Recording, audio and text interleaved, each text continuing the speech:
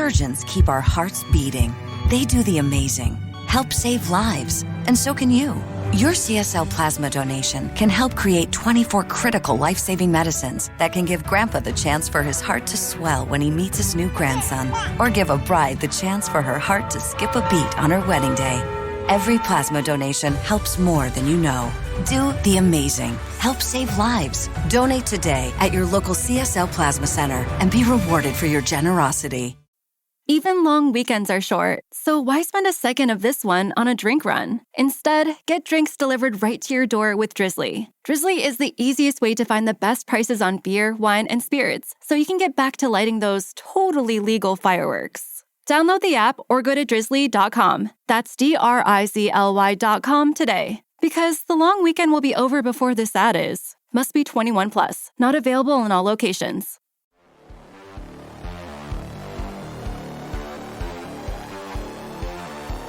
Hey, everybody, and welcome back to another episode of JavaScript Jabber. This week on our panel, we have Steve Edwards. Hello from cloudy and cool Portland. Dan Shapir. Hi from sunny Tel Aviv, where it's actually not so sunny anymore because it's evening. But anyway. Doesn't his new mic sound so nice? And it does. Silky smooth. Silky smooth. That's right, Dan. Smooth Shapir. Yeah. All right, we've got AJ O'Neill. Yo, yo, yo, coming at you live from pleasant, really, really hot Grove. I'm Charles Max Wood from devchat.tv. And this week we have a special guest, and that's Liran Tal. Hey, everyone. Thank you all for having me today. I'm joining you from Ashdod, which is probably 1 hour south of Dan. Still not so much sunny here as well, because this is a very tight time zone here. So we're still in the same. What's up? Good deal. Yeah, in Israel, everything is more or less an hour away. That's just the way it is. Small country. True. Yeah, and you work for Snick? I am, yeah. That? It's always a problem pronouncing that one, so I know where it's Snick. Snick. Okay. There you go. Good deal. Yeah, that fancy purple shirt that you're wearing that our listeners can't see. Yeah, I've been in 2019 I went to a bunch of conferences and Snick was always there, right? But I'd always show up too late to get the large shirts, right? Because the large and extra large shirts would always be gone. And so I'd get the medium and the small shirts. And so my kids, so whenever I see those shirts, I'm like, oh, my kids have those shirts. But I'm still shocked that you're talking about the shirt rather than the hat. What hat? What hat? Well, that's a hat? Oh. Yeah, that's a really interesting hairstyle. Well, what I'm confused, is it a Yoda or a Mickey Mouse or a goat Yoda? Its point is to confuse for security by obscurity. But it's a funny story. I won't say all of it because I think we need to drink a bit before that. But it was bought from a Disney store. So there you have it. But it was pre the whole new franchise thing. This was like 10 years back. So you were drunk at Disneyland? Can you not be? Drunk on happiness. Gotcha. So it's the Mickey Mouse ears on a Yoda. Yep. That's what it is. Yeah. So somebody was drunk when they were making it. But let's dive in and start talking about security and stuff like that, which is what Snick does. This episode of JavaScript Jabber is brought to you by DigitalOcean. DigitalOcean recently announced their new app platform service, which is a solution to build modern cloud-native apps. With App Platform, you can build, deploy, and scale apps and static websites quickly and easily. Simply point your GitHub or GitLab repository and let the App Platform do all the heavy lifting. As it has support for Node.js, Python, Go, PHP, Ruby, static sites, Docker, and container images, DigitalOcean runs their app platform on their own infrastructure, so your costs are significantly lower than the other products. Plus, they built this new app platform on top of DigitalOcean Kubernetes, providing a smoother migration path so you can take more control of your infrastructure setup. As a listener of JavaScript Jabber, you can get started for free. Better than free, because DigitalOcean is giving you $100 credit when you go to do.co/jabber. Again, go to do.co/jabber to get your $100 free credit on DigitalOcean's new app platform. We want to thank DigitalOcean for sponsoring this episode of JavaScript Jabber. I'm just trying to decide the best place to start, because when I went and would talk to you folks, usually we'd be talking about like container security and stuff like that. Mm-hmm. Is that mostly where you're focused, or I don't know, where do we start? Yeah, that's a good question where to start because I guess security could be interpreted and like lend into different areas. And so Snyk kind of like operates, I think started like the roots of Snyk was like in the open source packages ecosystem. So it was doing dependencies and things like that, like looking into it. And there's a whole security research and, teams around this, validating the information and finding them. And then Snyk went into the container space. So looking at, Node.js Docker images, for example, for all the JavaScript developers listening, you may have some runtime vulnerabilities in the Node runtime itself, or you may have container vulnerabilities in packages installed, libraries on the container operating system. And then you could go further to the right, if I'd say so, like, more to the backend SRE sort of way, which is infrastructure as code. So, you build an application, you containerize it, but then you need to orchestrate this into production in some way. And so you maybe write a Terraform or a Kubernetes YAML file and says, I need, 2 replicas of this, 5 replicas of that, etc. And so you may have, security issues there, like you may have open ports or privilege escalation because the container is running as, could escalate into root privileges and things like that. So all of that, going all of that way. And then what I think would be interesting to talk about more today is actually more of that shift left, which is security vulnerabilities that come in from your code, from my code, from basically everyone's own code, which is like a new thing that Snyk is doing and super interesting in the way that we're doing it. So, you went total DevOps, dude. He did. He went total DevOps, and then he said shift left, which is a DevOps term, which usually means you go to the application code. So anyway, go ahead, Dan. No, so I was just to understand the exact perspective. So are we going to talk mostly about the security in the code that we write ourselves, or mostly in the code that we use, libraries, packages, stuff like that we import into our code? Shh, that stuff's all secure, Dan. For sure. We spoke about, we had this interesting episode with StackBlitz where we were talking about them they're implementing their own NPM, which works within the browser, and how you download all the stuff. And the one question that I didn't bring up, AJ was asking, how do they manage to download like gigabytes of code and stuff really quickly? And my thought was, we're building, especially for the web, we're building bundles that should weigh something like, 100K, 200K. Why do we need to download gigabytes of NPM stuff if at the end of the day, all we want is 100K? It's a good thing AJ's got something in his mouth. I don't want 100K. How about 10K? Well, 10K might be cutting a little shy, but 30K. Anyway. 30K. Yeah, but still, why download a gigabyte of stuff for 10, 20, 50K worth of code? Anyway. 1.21 gigabytes. Design by committee. All right, let's let Liran have a crack at this one.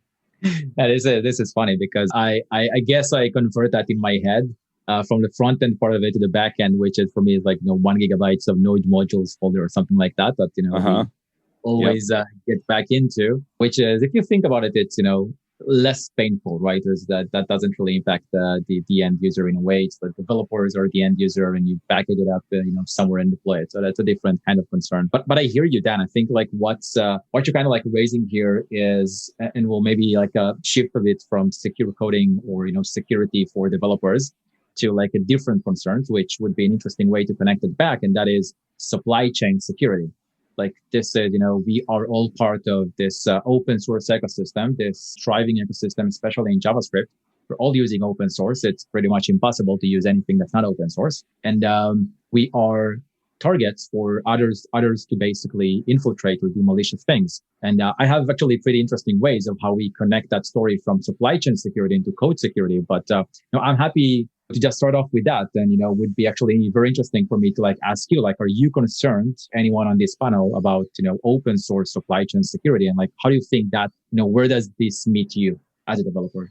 Well, of course I am, because at the end of the day, I'm a significant portion of the code that gets shipped today is code not written by the developers of the applications. I recall statistics like 3/4 of downloaded code into the front end is third-party code, whether it's bundled into the same package or brought from an external source. It doesn't really make a difference, especially in the context of the browser, because it's all running with the exact same privilege within the browser frame or tab or whatever, or what have you.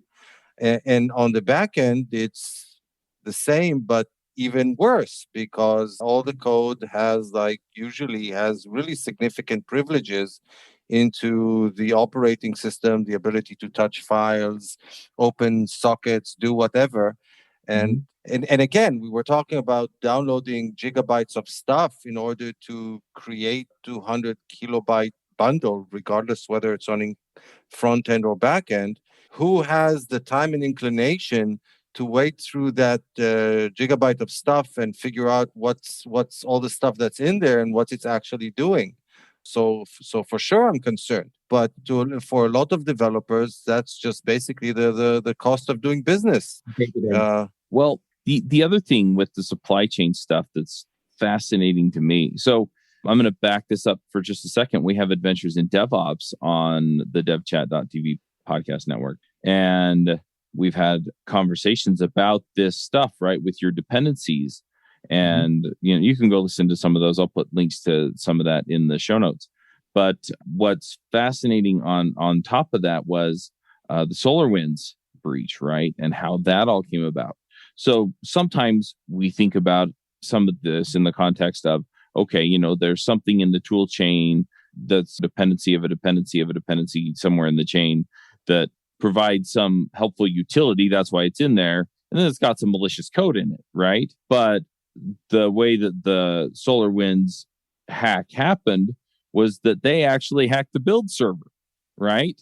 Yep. And so it wasn't that somebody took over the package and then went in and said, I'm going to put in this keylogger, or I'm going to put in this, send me all the password stuff, which is kind of egregious. Usually it's a little more sophisticated than that. But just to be obvious, right, I'm going to put this bad stuff in here, right? No, they get on, say, Travis CI, right? Or they get on some build system somewhere, right? And so Coder Dude goes and writes this awesome utility that I need in TypeScript. And then they had some build system out there. And so before they ship it in their Webpack build in one of the plugins, right, it goes and it says, oh, and give me access to this, right? Yep. And so it might be in their tool chain that has the breach to my tool chain, right? And so it's even more insidious than that. And we're not even thinking about some of this stuff, right? And so I don't even see it because it's buried, because it's sophisticated in the way that it was put in the first place. Yeah, for sure. I mean, this is, SolarWinds is, one example, I think, making the headlines, and we can talk about more. I have a whole kind of talk about, talking to the CISOs, where I kind of go around, supply chain security and what it actually entails. And I think what you're kind of Charles talking about here is, developers are basically now targeted as malware distribution vehicles. We are now developers in their CIs and their tools. We are being targeted. EventStream has been a great example of that. 2 million downloads, a package that was, largely, yeah.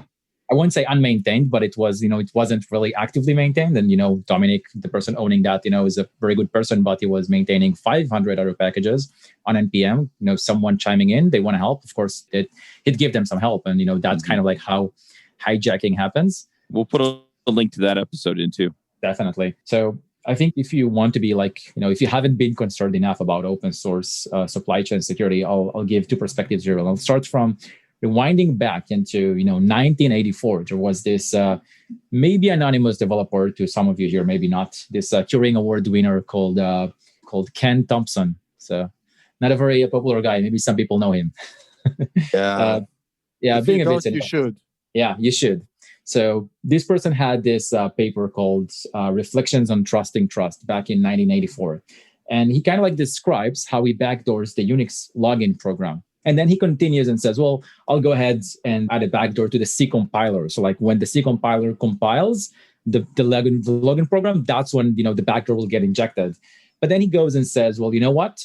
people use compilers to compile stuff. So what I'll do, people might look at the compiler source code. So I'll compile the compiler that compiles the login program. And you might need to listen to this a little bit more, but this is basically explaining, right, how you could hide a Trojan, any kind of malicious code inside other code, because you have to have a level of trust somewhere, right? You need to trust either the login program or the compiler, or the compiler binary that compiles the new compiler. So you have to trust something. It might not even be the keyboard that you trust, because someone could have keyloggered it or whatever. So this is the whole supply chain security, kind of you need to trust something, and that's kind of the concerns that we have, and the balance between what do we trust, where do we put the security controls and the mitigations versus what is a good enough kind of UX, right? Like with passwords, right? 1234 is a very convenient password, but it's not really a good password. So we should do something about it, and that's kind of where there is friction. I better go change my password. I just changed mine actually, but go ahead, change yours as well. So I want to connect this into our supply chain and talk about what secure coding is, because it can be, I think, anything from your dependencies to your own code to the Docker file that you build that may have vulnerabilities, in the way that you build it, which is insecure. And the way that I'll connect it to JavaScript developers is, Snyk was just we have this research team, so they just disclosed this security research where we found vulnerabilities in Visual Studio Code extensions. Right now, these are not malicious packages. This is our extensions that I use for Markdown, in Vue it nicely in VS Code and LaTeX and something else. All of those cool blog posts that you read about, right? Like the 10 must-have developer extensions for VS Code. One of them had vulnerabilities. Actually, 4 of them, if I remember the details correctly. 4 of them had vulnerabilities. In total, they had received over 2 million downloads. That's 2 million users that are using them are potentially vulnerable. Now, the thing is that the way that we connect that now to secure coding and, the whole supply chain to secure coding is I've now basically downloaded a package. It's not malicious. It's innocent. It's just viewing markdown files, but it has a vulnerability. And what we demonstrate in that research is, Charles, if I send you that link, any link on Twitter, WhatsApp, whatever, on this Zoom call, I ask you, just open it. It's a nice, really cool, thread on Reddit. they're never cool, but anyway, if you go and open that and click on this link, just by the fact that you've clicked on it, I can basically do things from path traversal to which means basically I can read any file that you have locally stored on your development environment, which is bad because that's anywhere from your .npmrc, which is your NPM token if you're a maintainer, up to your SSH key and other, very sensitive stuff. So it could be that, and it could be remote code execution that I could run anything on your development environment, on your Mac or on your Windows or anything else. And this, I think, connects the whole thing where supply chain security, which is a package that exists, as an extension on VS Code, which I go to the marketplace and download, and it has vulnerabilities inside it, which someone can actually, which I never thought about this as an attack vector, right? But someone can exploit the fact that I did not write my extension correctly, and just by that fact, they could actually get into my computer, and that's for me a bit insane. And what we're probably going to see more and more in the coming time. I'm a little confused by this, because if I'm thinking of a Markdown plugin, I just don't know where the vector of attack would be, because this shouldn't be running a web server locally. So I shouldn't be able to get into it from a web page. And if it's Markdown, it shouldn't be executing any code in the document, because it's a text document that displays, it doesn't execute. So I don't know if you just pulled that example out of the air, or is that a real thing? I love that. Yeah, I love that example, the case that you gave, because actually that Markdown extension has over 100,000 downloads. And what it does is it does spin off a web server that serves the Markdown file in HTML. That's how you see it in the VS Code tab when you open it. And indeed, that has an insecure coding vulnerability where you can do path traversal. So it's enough for me to send you a link that works locally on your machine, and I can retrieve any file there and then send it back to me. Now, the actual exploit is a little bit more I'll say, comprehensive and complicated than just that, because how do you open stuff in the browser? And even if I send you a link, how do I get to, your local host? How do you send something back without being stuck by cores and other, kind of like security mitigations? But, we've got it. And this, this is live and on a GitHub repo, like people can, see it and view it and replicate the whole attack vector. But this is exactly what's happening. And remote code execution is also possible due to vulnerability in LaTeX, an extension that gets downloaded 1.2 million times already. Wow. I never thought about that. I just assumed it generated the HTML file. I didn't realize it was running a web server. I feel so naked now. I'm closing my I'm eyes. with you on the same. You feel vulnerable. Hi, AJ? Oh, that's better. Yeah. I'm opening my eyes now. But I wanted to ask, so we live in a scary world, and people do, bad things, usually by mistake, sometimes maliciously. But what can I do about it? I mean, am I gonna just stop using VS Code extensions? I mean, VS Code itself is open source. Maybe VS Code itself might get compromised. Like, what do I do? Well, we go back to Vim, everything. Right? Audit it all by yourself. Or does the Vim Markdown extension run in a web server too there? I have no idea about the Vim one, but I'll take a look afterwards and see. Yeah, Dan, it's a scary world. And I think that is why supply chain security scares me a lot, because I will not give up, using VS Code either. And even if I'm like a little bit more concerned about the extensions that I use, I just gave an example where the extension was fine, but it still had some flaws that allowed someone to get in. And I'm not going to go and read code review every package. That's insane. So we kind of need to accept the risk to a sense. But if you think about it from the other way around, it all kind of starts with us, right? As developers. What if you, Dan, as a developer, you build extensions, would have tools and ways, processes, whatever, secure coding reviews or such, that would help you to basically write secure code, just like you want to write, performant websites and secure websites, right? You have, web tools and Lighthouse or whatever, and you care about the bundle sizes and everything else. Security is something you actually want to care about, but it's a bit hard because I think the assumption that people, it looks a little bit far and there's an expertise that's needed and so on. So it looks a little bit maybe unreachable. And I think that is really what we're trying to help developers at Snyk with that Snyk code, study code analysis tool. Help them find them. So just to clarify what it is that we're talking about. So again, from my perspective, and I'm not an expert in the field, there are really two general approaches that I can take, I think. One is I can limit the capabilities of the tool or the environment. So, for example, one of the things that Dino does compared to Node is basically say, unlike Node, which basically allows anything or everything, Dino by default doesn't allow anything. And you actually need to tell it explicitly to allow certain things.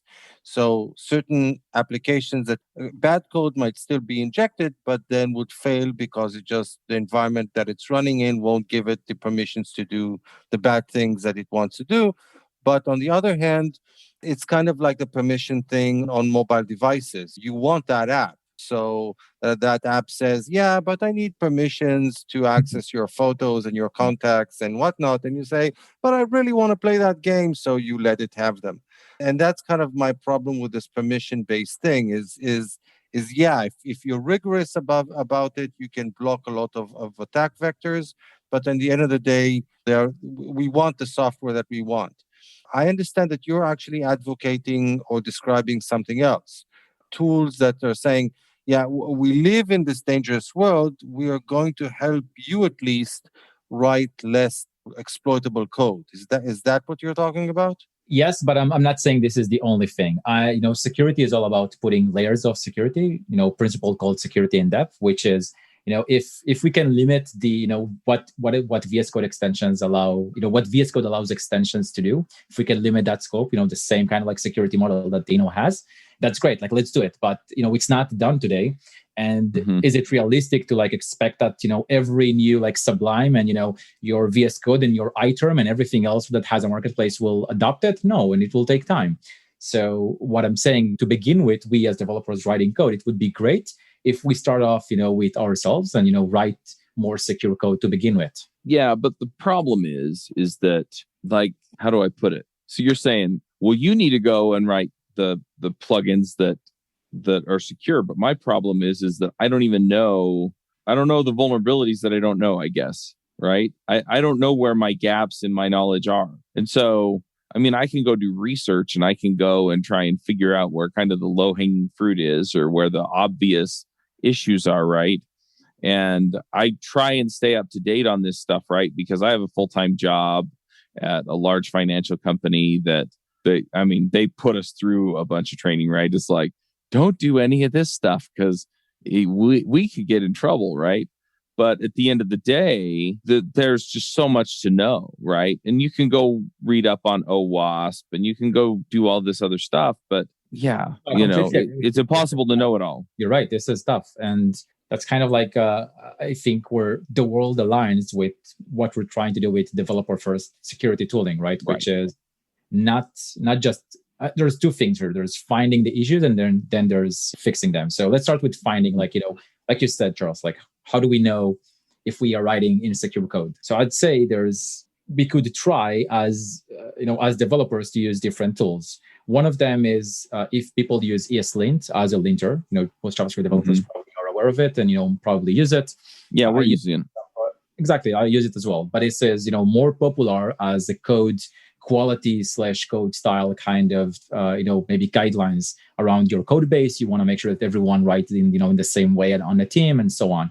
It's less known as a security tool, and rightfully so, because there's like an ESLint plugin security node, kind of like a NPM package that you could plug into ESLint, but it finds it's too brittle, right? It finds things like if you're doing object inside an object, so it considers it as an object injection, which is it's truly what it could be, but that's a lot of false positives.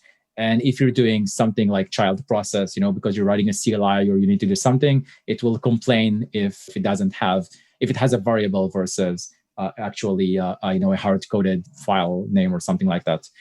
Mm-hmm. So it's too brittle. So we tried those static code analysis tools for security, and it doesn't really work too well. Like I don't know many developers using those ESLint security plugins. Plus, that specific one is very specific to Node, where you have a whole large attack surface on the front end with Vue and React and Angular and all of those. But the other way, trying to help developers, is this terminology for a set of tooling called SAST, which is static applications security testing. And they are basically the same thing as an ESLint, but just a little bit smarter. They understand how the code works, kind of like translating it into an AST, an abstract syntax tree, and trying to say, well, if something flows from the user input from, say, the express, request object into a sink, which is something that's, a sensitive kind of like a operation, like a database call or something like that, then that is a potential, maybe an SQL injection or something worse. So we want to use tooling like that. And the problem that, I think we had in the industry until now is we haven't had those SaaS tools that were built for developers. Like they were built, in terms of they were meant to kind of like be used in a CI. They would take hours, if not days, to run. So I remember using that back when I was working at HP Enterprise, maybe like 5-6 years ago or so. We were running them on the weekends. And even at that point, we're running them with deltas over our code because it took time, and then we needed to go through the reports. And usually there's a lot of like false positives, like we maybe sometimes have with, dependencies as well. So you have to triage all of this and go through it, and it takes time and so on. So it's not really, really dev friendly. And that's kind of like the problem with this.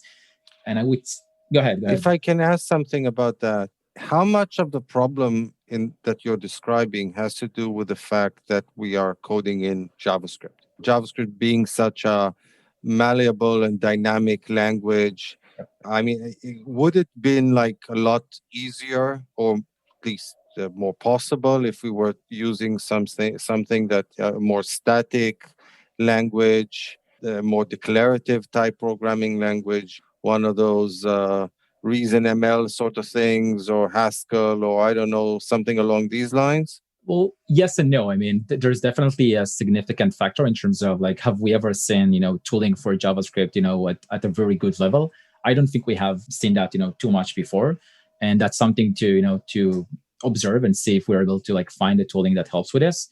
But also, I would say like SaaS tools are built by security companies. And the question, I'll like flip the question the other way around. Like JavaScript has been kind of like a clear winner in the language ecosystem for not for too long. It hasn't been there like a clear winner for the last 40 years. It maybe have been the last 5 years, maybe a decade if you want to shout that back at like Angular from 2010 or something like that. So tools, even, at the beginning, like tools were focusing on things like Java and something else, they weren't focusing on JavaScript. So there wasn't a whole lot of research, and, working with dynamic languages wasn't, that much of a focus. But nowadays it is. It is, at least like with, the stuff that I'm involved with building. And that's really, really fun and interesting. And the other part of it is beyond, now understanding that this is a really good focus. Yes, the language, might have some challenges in terms of how we can, identify in a very good way without false positives a source to a sink and a potential vulnerability. But a lot of times there are very simple, I would say, practices that developers don't do in terms of how they build up maybe a logic.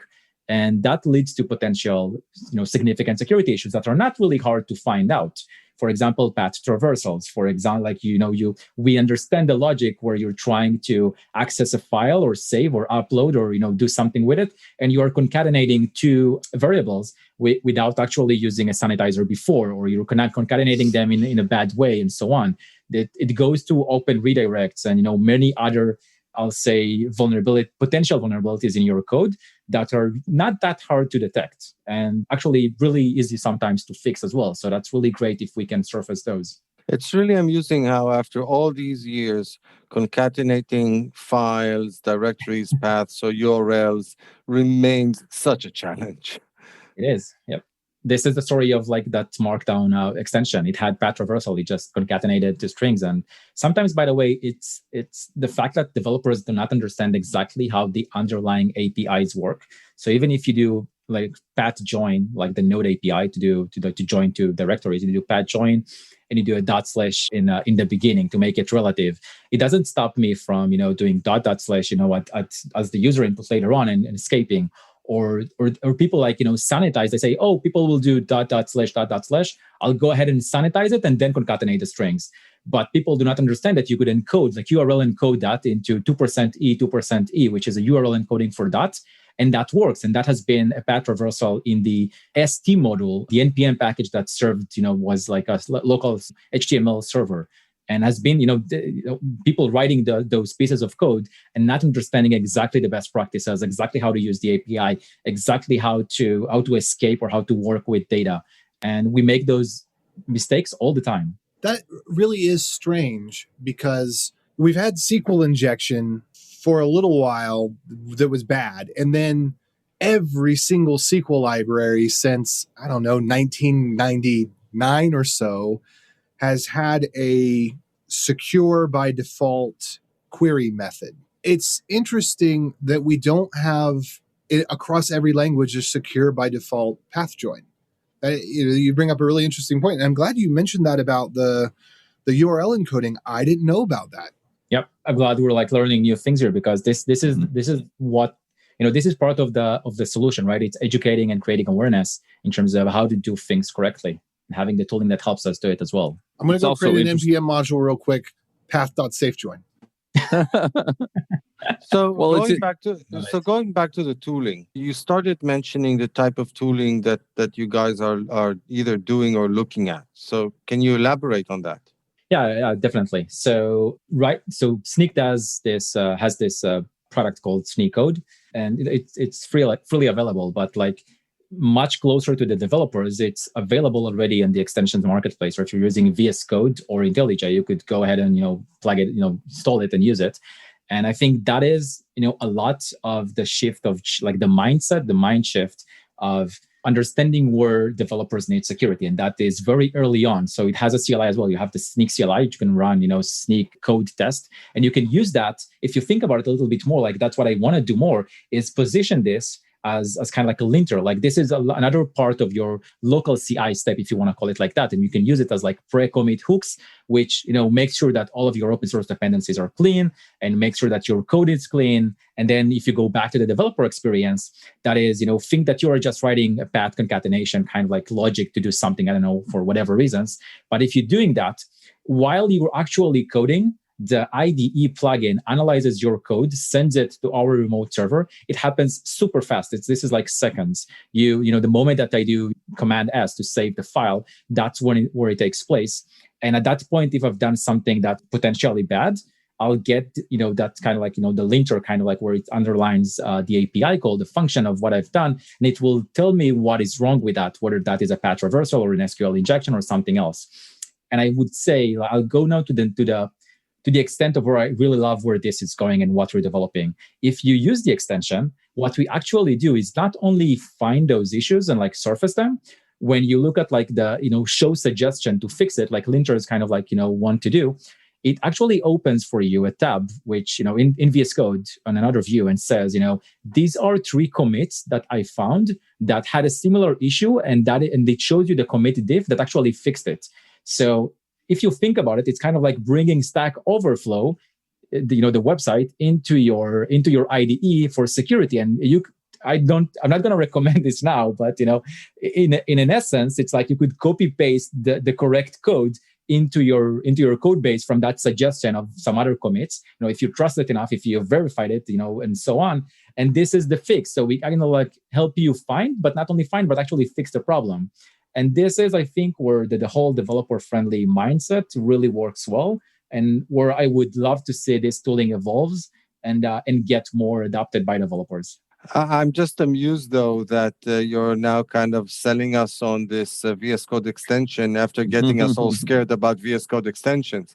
I know. It's kind of a recursive sort of a thing, but I definitely agree. I mean, if we can get to a point where there's this kind of this squiggly line under a piece of code that says this code is potentially unsecure or unsafe.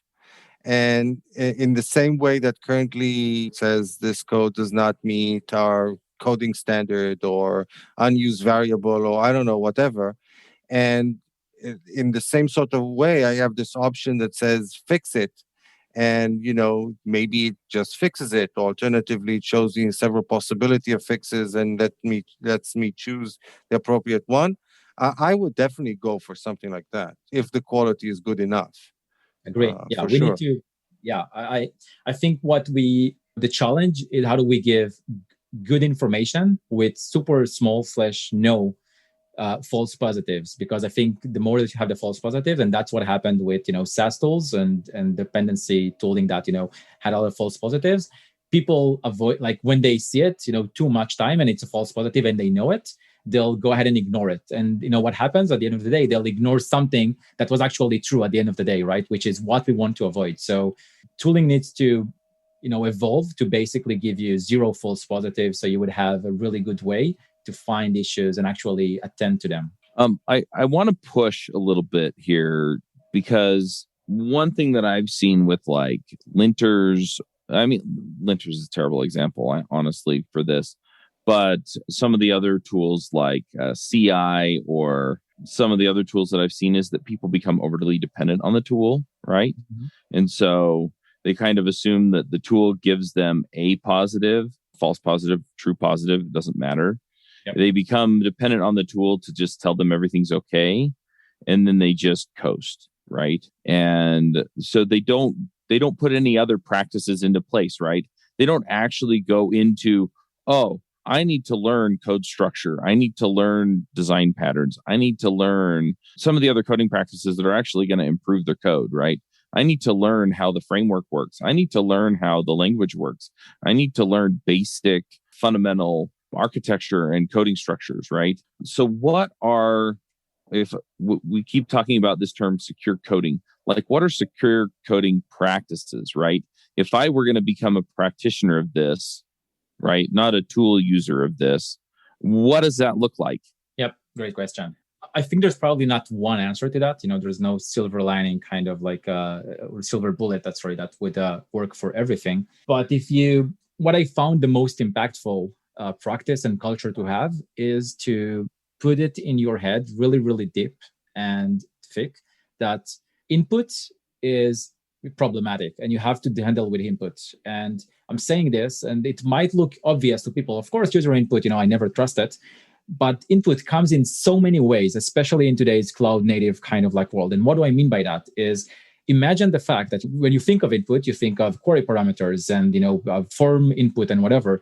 But actually, user input comes from different areas. Let's say that you're building an app that uploads an image to a server somewhere. Now that goes, this is now cloud native. So everything is event based. That goes into an S3 bucket, and there's a worker thread by another team that does this Node.js worker thing that listens to a queue, handles that S3 bucket, and downloads that message, that picture, and it needs to extract metadata out of it with EXIF, or maybe it needs to convert it to like specific resizes and whatever.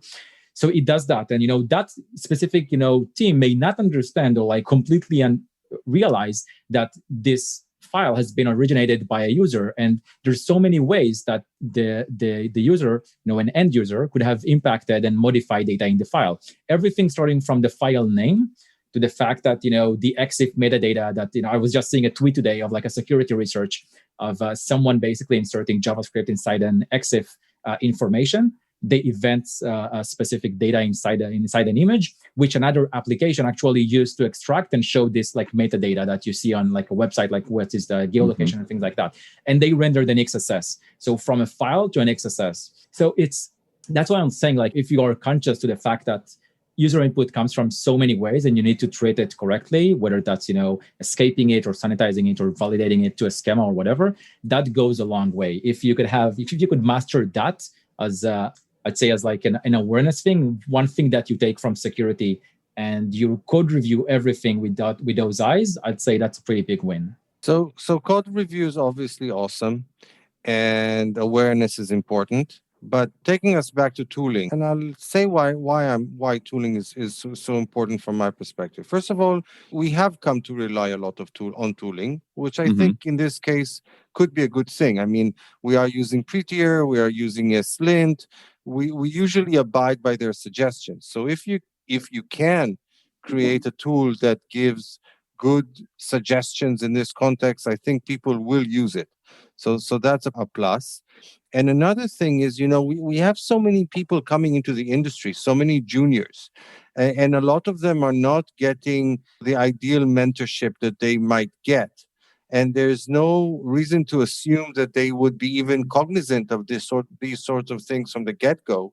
And with nobody around to tell them, tooling is like the best thing that you can get, because if it becomes standardized, if when you install VS Code, it's going to recommend that you install this extension, then that could really make a big difference. So this brings me to this question of how good is the tooling right now? Can I chime in on this real quick too, Dan? Because I agree with you, and I'm going to add one more reason, and that is that this is a constantly moving target, right?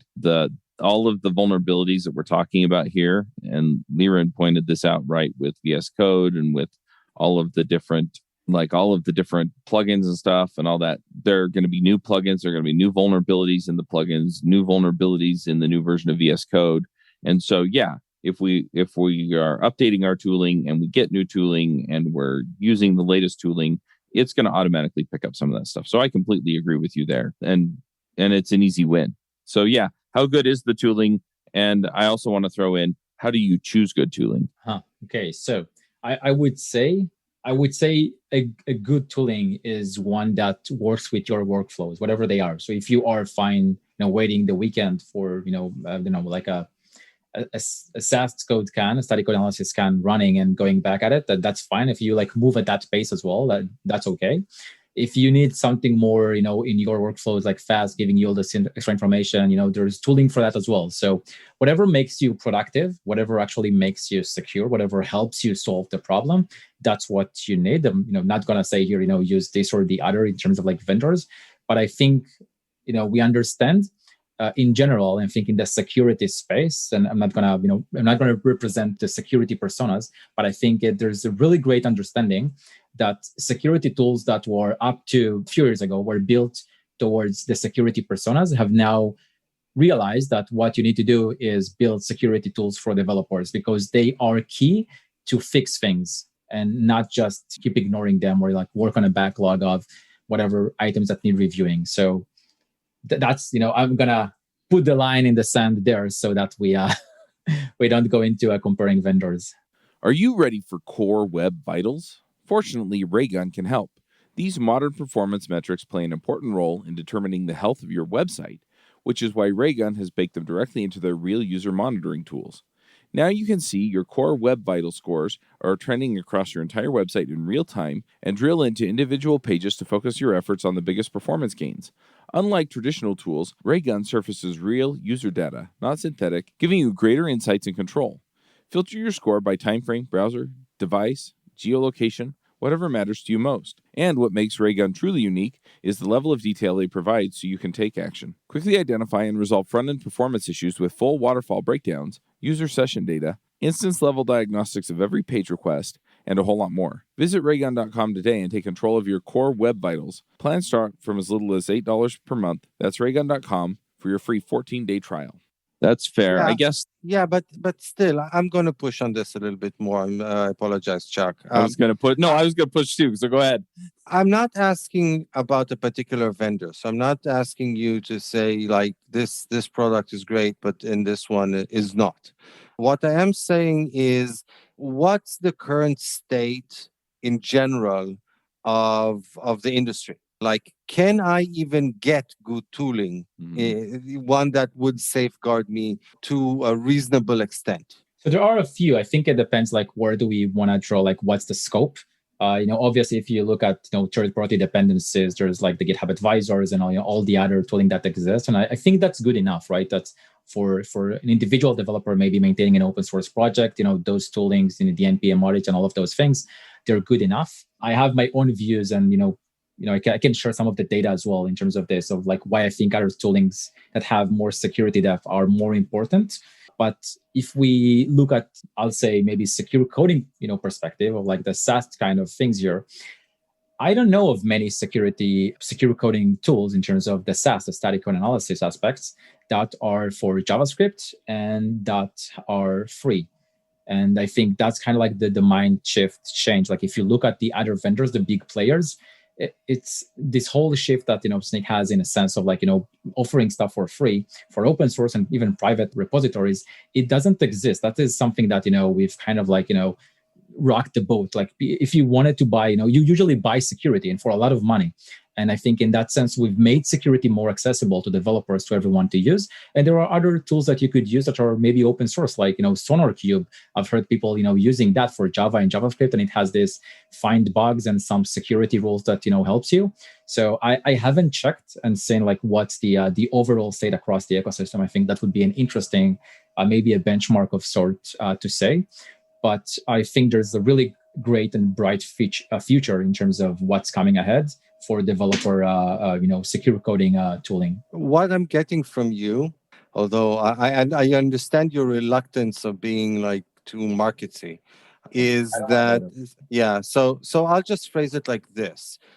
My understanding is that you're saying that even today there are tools out there, even for free, which it's worthwhile to use. Yes, definitely. Like I'm not going to recommend you to use ESLint or the plugins around linters to do that. I think I definitely have an objective and like data baked, like the perspective on this, like don't use, that's not good enough. Like this was not created for security, for secure coding and security reasons. So don't use plugins for ESLint and stuff like that. I think that is not mature enough. But if you use, go for the others that are, they definitely position themselves as a static code analysis for security, that's probably, a good enough practice to start using. So so if I'm looking for the, oh, sorry, Chuck, go for it. I just want to qualify good enough as I can be confident that it's going to catch the majority of common security issues that are going to foul me up one way or the other. Probably. I'm not gonna, commit to that. Yeah, probably. Yeah, no guarantees, but yeah. No guarantees, but then the question is like, how many of those would be false positives? So, it might find, but that's kind of like the problem. How do you need to go, back, and tune it up to like the signal to the noise to signal ratio that, you are good with. So what you're saying is that the current generation of tools will help you identify security issues, real security issues in your code, but there's a real also risk or probability that they might show you a lot of false positives and create a lot of potential extra work to find the actual issues and not just the... Yeah, definitely. I think that last part of really fine-tuning the findings and making them, low false positives is what we need to invest in, so that developers can actually concentrate and focus their time on working with, working to fix real security issues rather than chasing ghosts. So that's what I would like to see in the bright future of developer security tooling. And what should I Google search for in order to find such tools? So the term professionally is called SAST, which is Static Application Security Tooling, or I think that's probably synonym with code security or static code analysis for security. And beyond tooling, what also should I be learning? I mean, where should, if I want to understand at least, the basics there, because I think that even the best tools, you need to have at least, especially given the false positives, you need to have a certain understanding of, what real issues look like. Where can I find this kind of information? So Portswigger is, they have a really good security content, like information. I'm sorry, say that again. That's Portswigger. They've been, I think they're generally kind of like being a good content creation around that. If you go, they have some examples of what things are, and I think they are doing a really, decent job in terms of explaining, technical things and technical firms in a good way. Like they have visuals and stuff like that, and it's pretty good content. I'm in the right place where it says Burp Suite on their website. Yeah, possible. I love these names. The Burp Suite is we won't go into that, but it's a middleman proxy. But anyhow, I think that's a good one. I think we're doing a good job, at least kind of the Snyk blog, to curate information. So like we have this, 5 coding injection conventions that, you should follow / be careful of. So there's like a bunch of security best practices that are like trying to also work with other people in the community in help of like creating awareness and building them and, making sure that's available for developers. And I would say lastly, I'm going to connect this to the awareness and user input. But, when you are working with data, one good practice as well to follow is understanding how data flows is pretty critical to understanding what is the impact. And I'll put 2 practical examples around this, and I'll connect this to SQL injection, which AJ was kind of like raising in the beginning, and what's the impact. So in the last week, I've kind of like been spending some time doing a bit of security research and writing vulnerable code so that I can detect it with this like SaaS tooling that we have. And I realized some interesting bad practices that you could actually do that are not very obvious. For example, let's say you are working with a MongoDB database, and imagine you have an API route that's accepting input, for example, a profile information. So you would do const profile equals request.body.profile, something like that. You get a JSON request, you parse the profile information as an object out of it and fit it into something. Now, to that specific example, there are two different vulnerabilities that I've seen happening this week. One of them is that it could actually be a NoSQL injection sink. Why? Because MongoDB, it usually works with structured data like JSON. So if you've ever seen a MongoDB API, kind of like the SDK API of how that works, is you do user.find, for example, and you feed it, JSONs and like objects, right? And if you get that object from the user directly and you don't do anything, to sanitize it, you just kind of like pass it into that user.find query, you will not have the regular SQL injection problem where you concatenate strings because it's an object. It's not a string. You don't concatenate it with anything. So it looks, innocent to begin with. It looks like, there's nothing wrong, except specifically with MongoDB, Mongo has these operators where you could do, $regex in your object and then something. And what happens if I, as a user in my profile object, I now send you, $regex equals, nothing else or anything or something like that. Then I've essentially created a NoSQL injection that modified the whole query. And this can be a find or an update or anything else. That's one example of how no SQL injection vulnerabilities just happen just by the fact that we're passing data around. And sometimes if you look at understanding the code structure and the code architecture, sometimes people might do, the snippets of this vulnerable code might be 5 lines of code. But if you look at really, large teams, developed applications, there's too many kind of like layers of abstraction. It goes from a controller to a service to a repository to an ORM to, it goes through different levels. Usually different developers are kind of like working there. So you kind of like might assume, or maybe at one point in time, you've put some validation, but at a little point, little bit further in time, someone went in, did some refactoring, and now that validation is gone, or that validation logic is working differently, without that person understanding that it came from user input, and without, maybe if they understand it came from user input, they did not understand that someone can add data, which they don't need to like sanitize the data that exists, but they can add new properties to the object that now effectively change it, and that's the problem.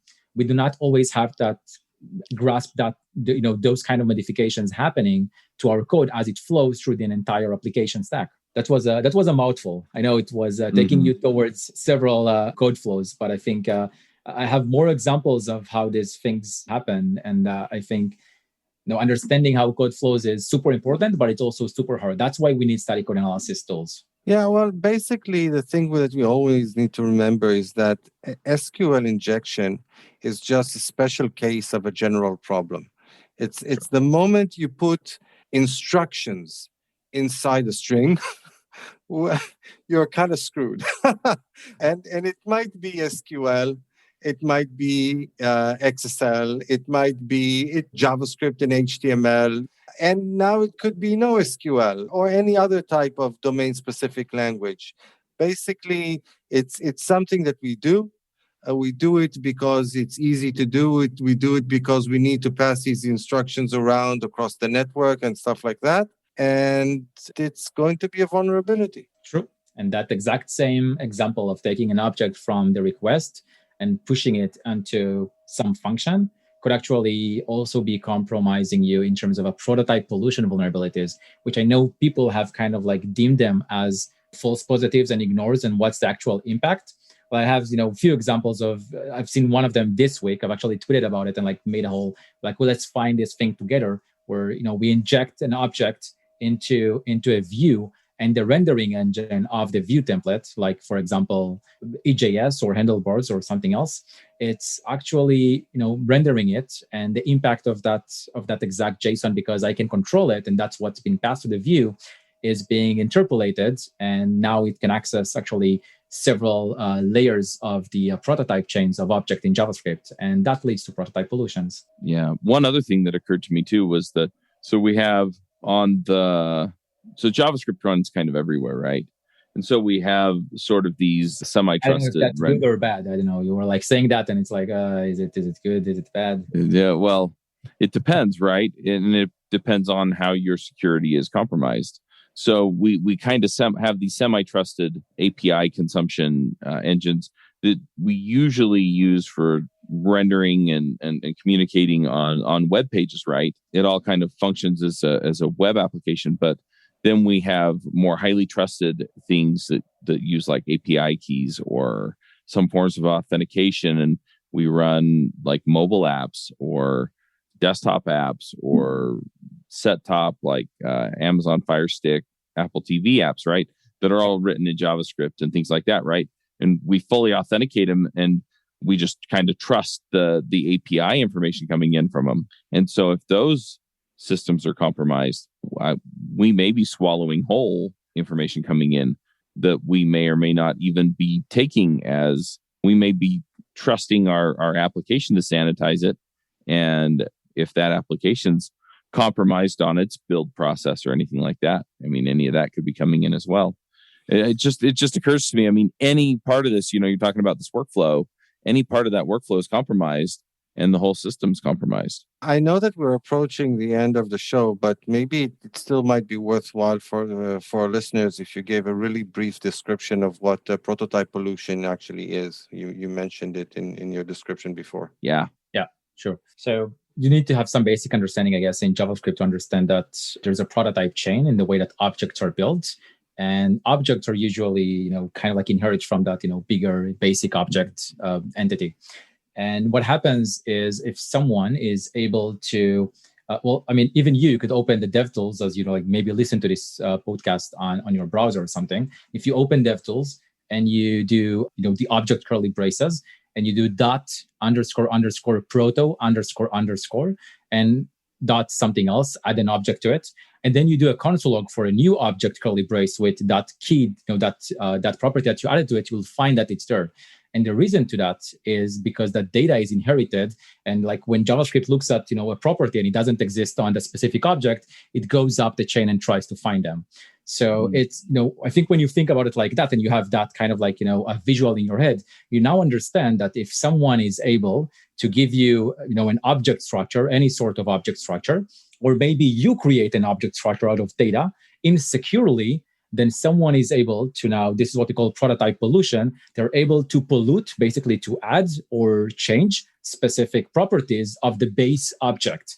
And usually where we find it is, when we began finding those incidents of prototype pollution, we found them in utility libraries like Lodash and others, because people were using those to merge objects, merge one object with another, give it the query, function parameter that says, do a deep merge. That deep merge that does, recursive merging of data was insecure. So if I had left, a string that says, underscore underscore proto underscore underscore, it would actually, now flow into the real object that exists on the base object. And it's basically similar to like doing an object dot constructor and doing something else. So all of those are like attack vectors that someone can actually pollute or add modified data on the base object.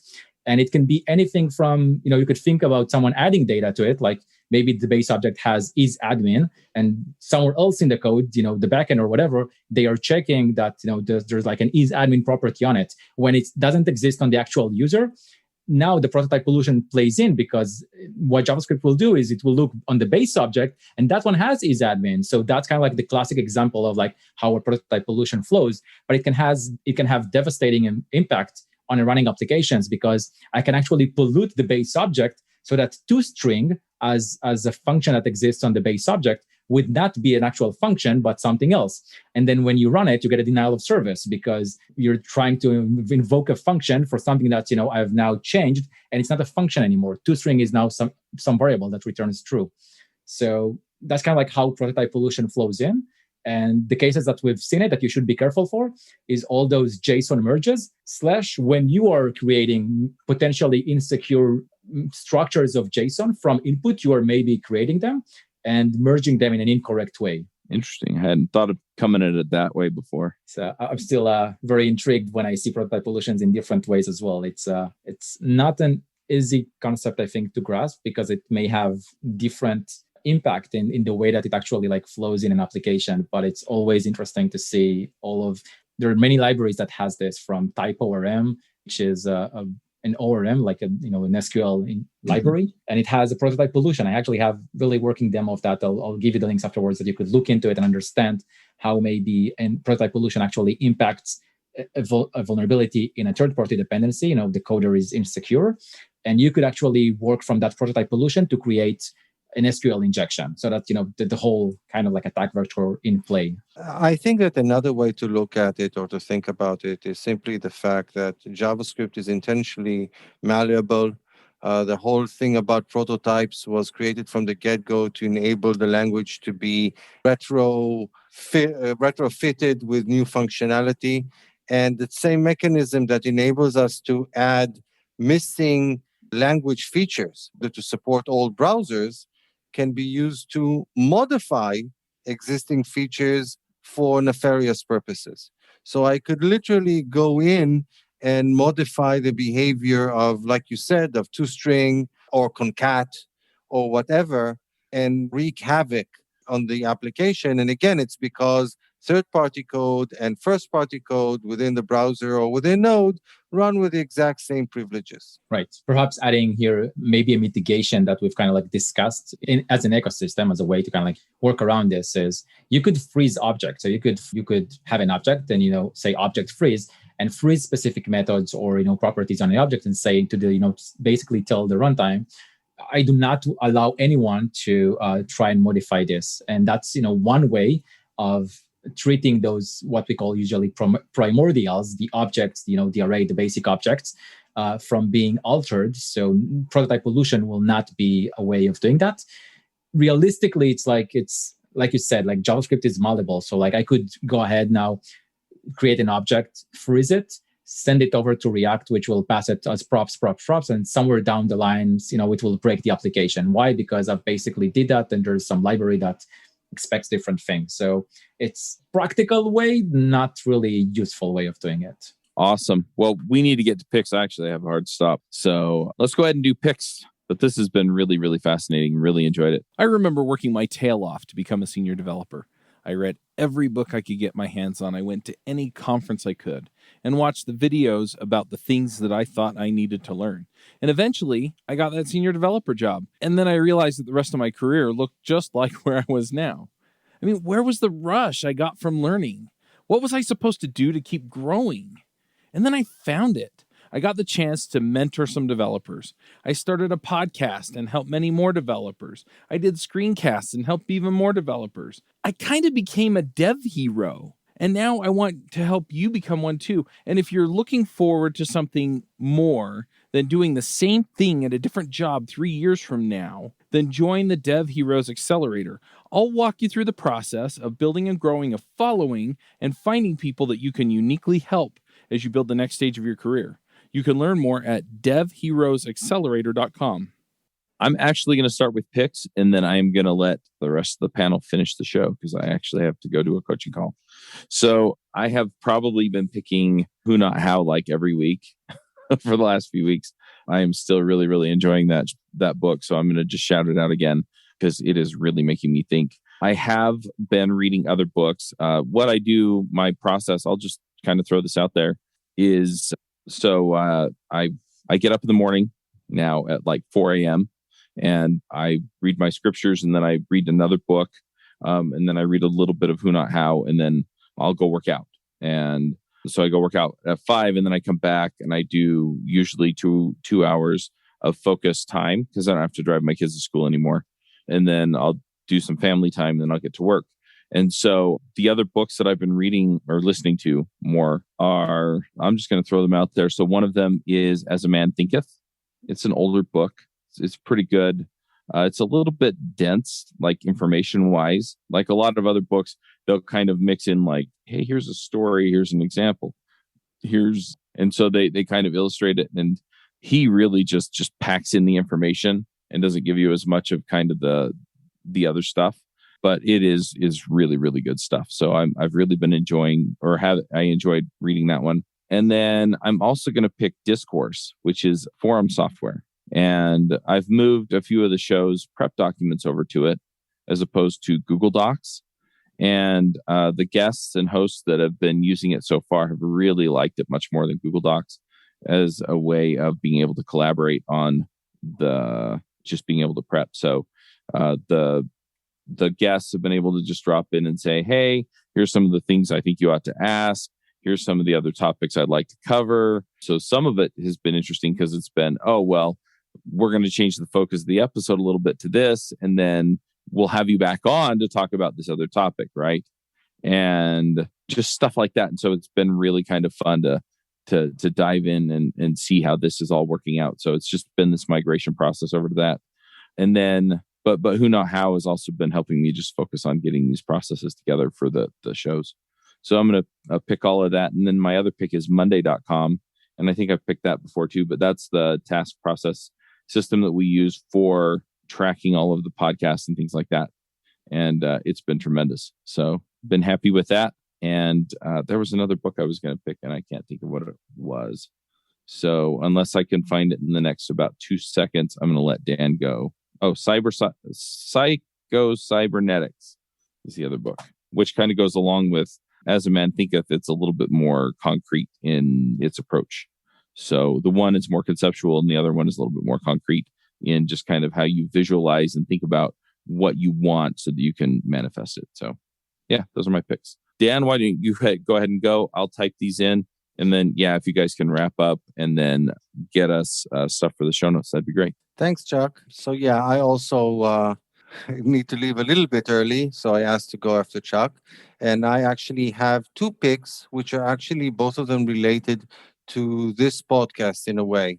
So one thing is a while back, it was episode 442. We had Denny Thompson on the show, and this was before he became like a real rock star in the industry. I think he had like something like 10,000 followers back then compared to the over 100,000 followers that he has now. He's really come amazingly far in an incredible short period of time.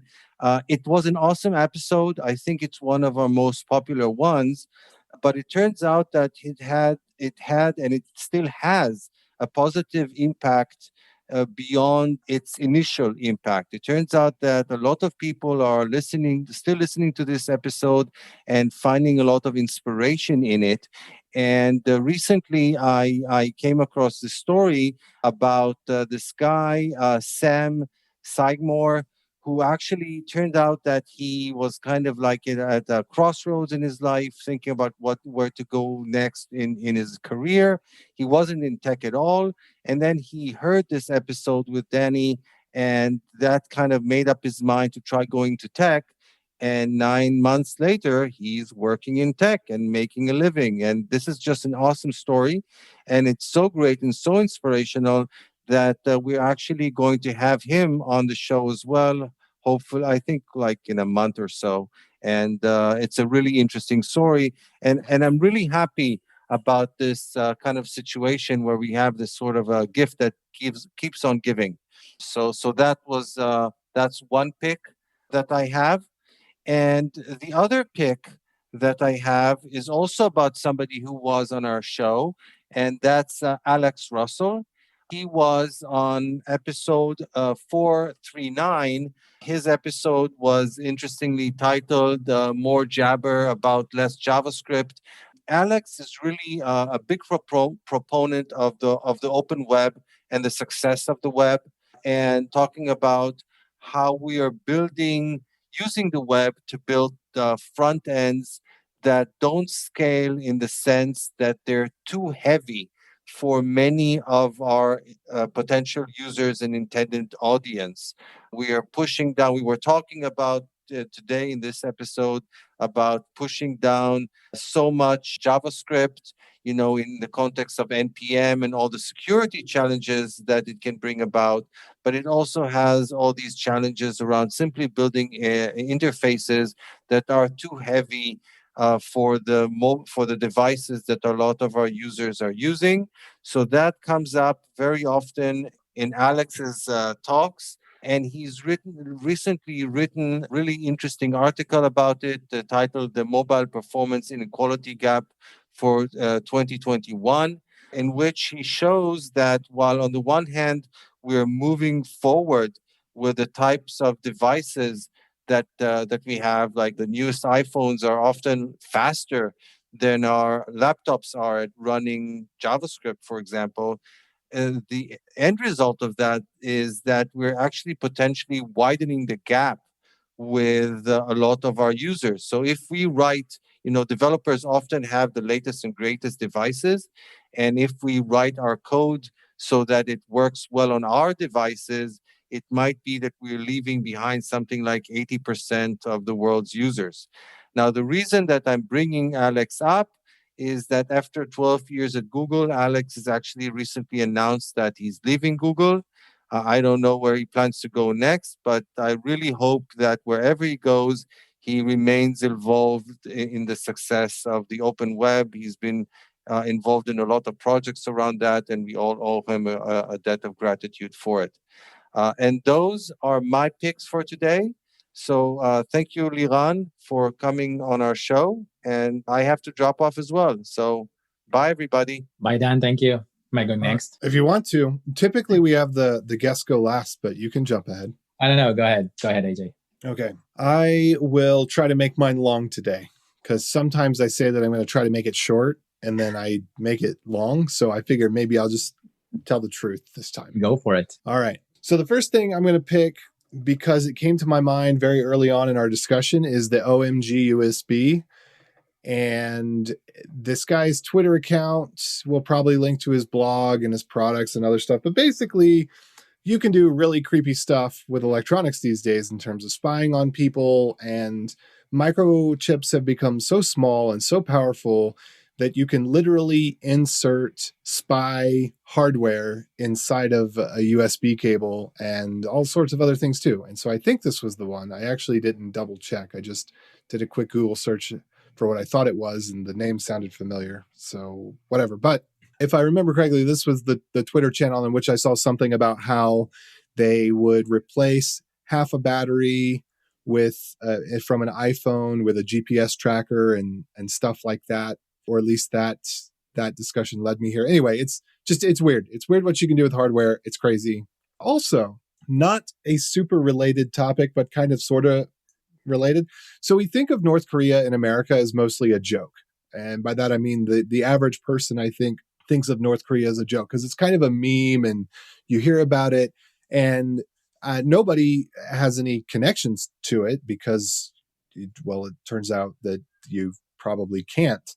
And I did not realize there's an interview I started watching with a girl from North Korea that details her experience. And it sounds somewhat like if you were to mix The Dispossessed, which is a book that hardly anybody knows, but it's where the term Ansible comes from, that then went into Ender's Game. So it's kind of dystopian novel.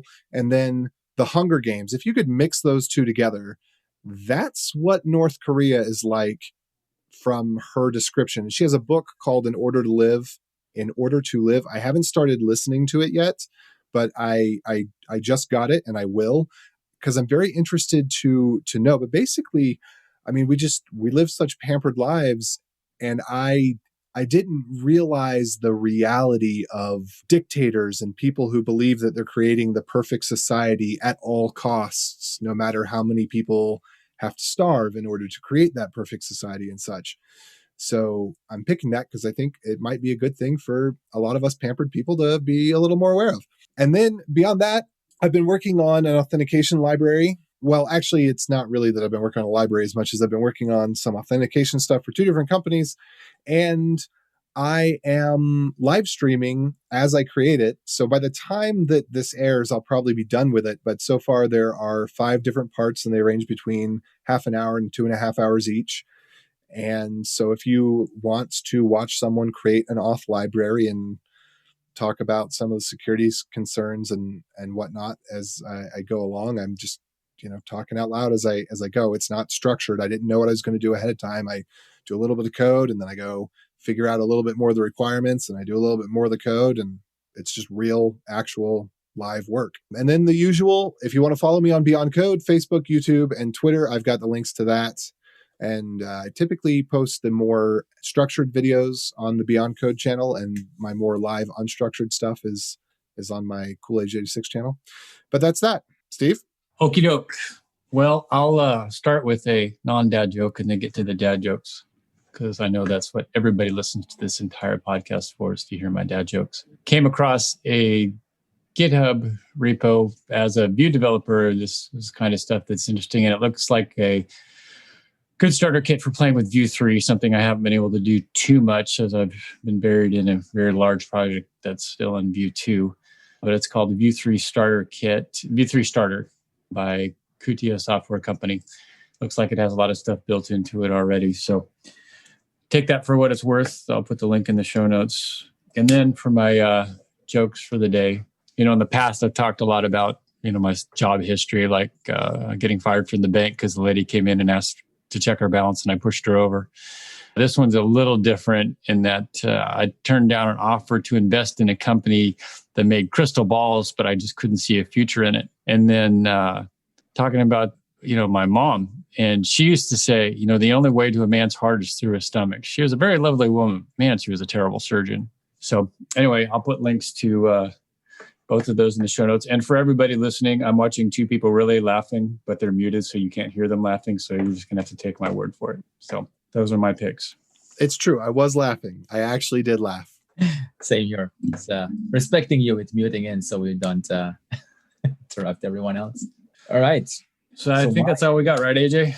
Yeah, wait, what? But Liran, what are your? Oh, did Liran? Oh, I thought he went for some reason. I'm sorry. Yeah, no worries. I'm gonna make mine short, a bit geeky on the cyber side of things, just as like follow-ups. I'll start with working out, which is like just an advice I want to give everyone else, just staying healthy in some way. This is definitely something that I've in the past year I've like tried to emphasize for myself. I think I'm kind of like burning out in a minute from work, but at least I try to stay healthy. So please, think about yourselves and, take care of yourselves. This is to begin with. My 2 picks would be a book and a podcast. A book is if you are into cybersecurity, but are interested to kind of like understand what it was like when things were just starting out in terms of hacking groups from like the 80s and all through the 90s. There's this great book written by Joseph Mann called Cult of the Dead Cow, which is a name of a hacking group back then. So this was all like modems and BBSs and things like that, and how everything connected, everyone connected, how security conferences were run, how actually some of the most active security members back then were, part of like government agencies today and security companies. Super interesting book, kind of like goes through the livelihood of hacking groups back then. This is Cult of the Dead Cow. The other one is a podcast, which is pretty popular. It's called Darknet Diaries. But if you haven't heard about it, this person basically curates stories, supposedly what seems to be a real information, real stories. Some people kind of like confess to him, and then he creates a podcast out of it, or that person reads into government records from courts about data breaches and like explains how the LinkedIn data breach happened in 2012 and things like that. So super interesting podcast and book. Completely recommend if you have some time in the background to do this. That's so Liran, speaking of cows, you know what you call a cow with no legs? I don't know. Ground beef. And then what you call a cow with 2 legs? Lean beef. Do you know what sound the cow makes? I would say moo would be too obvious. So I don't know what. It's I don't know if my noise canceling was canceling that, but that's the sound of when you put it on the griller. Oh my God, I'm so sorry for all the vegan. I'm getting converted to being a vegan with all the healthy stuff, so I'm so sorry about that. But that was don't be sorry. That's awesome. My version of PETA is people eating tasty animals. So I appreciate that one. Cool. Well, folks, it was amazing. Yeah, it's good to have you on. And by the way, using path.join, %2e does not resolve to a dot. So I did test that because I was scared, because I've written code where I was expecting dots, but I think you mean URL resolving.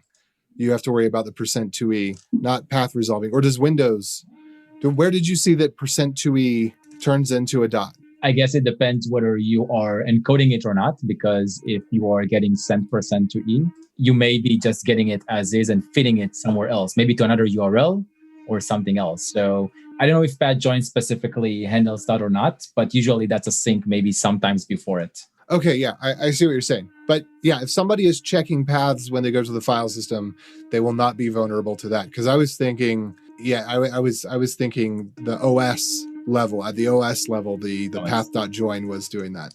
So you scared me. You scared me really bad. But really, send me over your code. I'll look at it. Let's see what we find. Let's scan it with Sneeko and let's see what we find then. Okay, well, so yeah, where was the link to that? Is that down in here? Oh, I haven't added it, but let me do it now.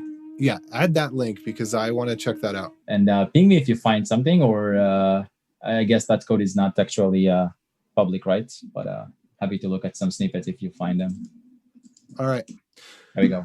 Link well, with that, snyk.io/product/snyk-code. All right, I will be checking this out. Thank you very much. And with that, to all of our listeners who can't see me making wild hand gestures and emphasizing emphatically as I speak, adios. Adios. Bandwidth for this segment is provided by CacheFly, the world's fastest CDN. Deliver your content fast with CacheFly. Visit CACHEFLY.com to learn more. Surgeons keep our hearts beating. They do the amazing, help save lives, and so can you. Your CSL plasma donation can help create 24 critical life-saving medicines that can give Grandpa the chance for his heart to swell when he meets his new grandson, or give a bride the chance for her heart to skip a beat on her wedding day. Every plasma donation helps more than you know. Do the amazing. Help save lives. Donate today at your local CSL Plasma Center and be rewarded for your generosity.